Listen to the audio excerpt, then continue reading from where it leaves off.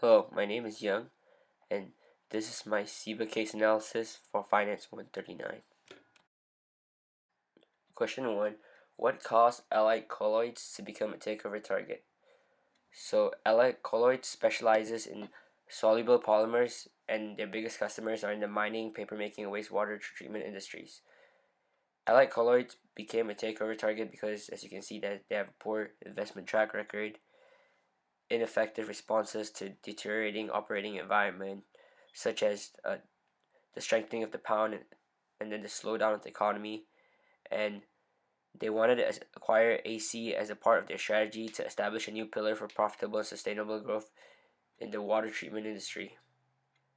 They wanted to establish themselves as leaders for providing clean water, as the water treatments of allied colloids gave them a foundation to enter this industry with all necessary tools and resources. As you can see from the chart above, they became CIBA water treatment. Question 2. How did CIBA value the gains from the merger acquisition? They valued the gains from the merger by saving 1,850 jobs in the UK and 3,400 employees around the world.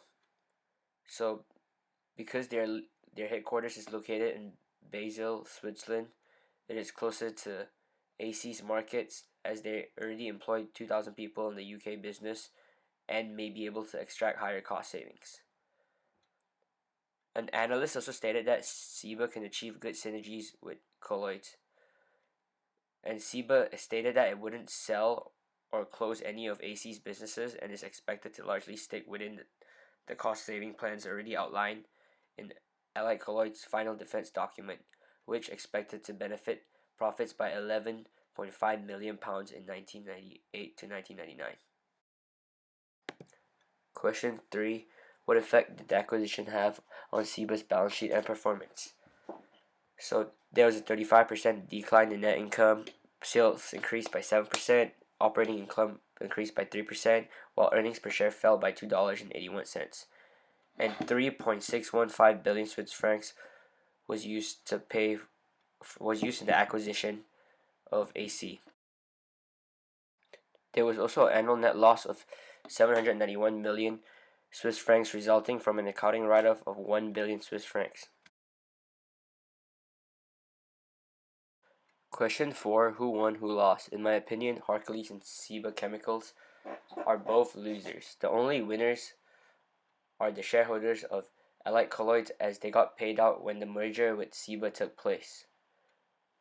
When Hercules first started bidding for Allied Colloids, they already held a 0.07% of shares in Allied Colloids.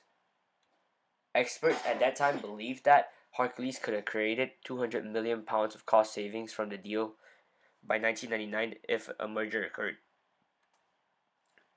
The Financial Times also stated that Hercules could obtain £10 million annually from central costs, sales, and marketing, as well as obtaining a 5% return on investment during its first year if the merger occurred. Even though Allied Colloids and Hercules shared the same customers, there was no real product overlap between them. CIBA Chemicals eventually completed the merger with Allied Colloids, which solidified their position due to the water treatment division. They acquired Allied Colloids to establish themselves as leaders of providing clean water, and the acquisition was largely financed by debt, enabling it to reach its targeted debt to equity ratio according to AFX.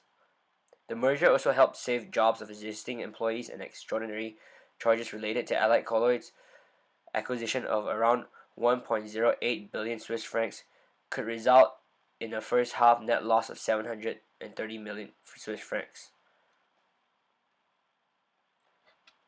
In 1998, CIBA's statement of income showed a net loss of an estimated 800 million Swiss francs, which was a 35% decrease from the previous statement of income, as I've stated in the question before. As a result, in 1999, CIBA started raising their cost-saving target from 100 million euros to 150 million euros and cutting their capital spending by 100 million euros. So therefore, I believe CIBA Chemicals were the short-term winners, even though they lost a lot more in the long run. Question 5. Right after the acquisition, CIBA became one of the leaders in the water treatment industry, but it could not sustain or achieve enough profits, and the acquisition cost them a first half net loss of 730 million Swiss francs, as well as restructuring the company as they had to let 1,100 employees go as they experienced a 35% decrease in net income. Moody's Investor Service placed them on review for possible downgrade of their security rating. However, a year later, they were in the top 75 U.S. chemical producers in the year 2000. Eventually, they were acquired by BASF in 2008.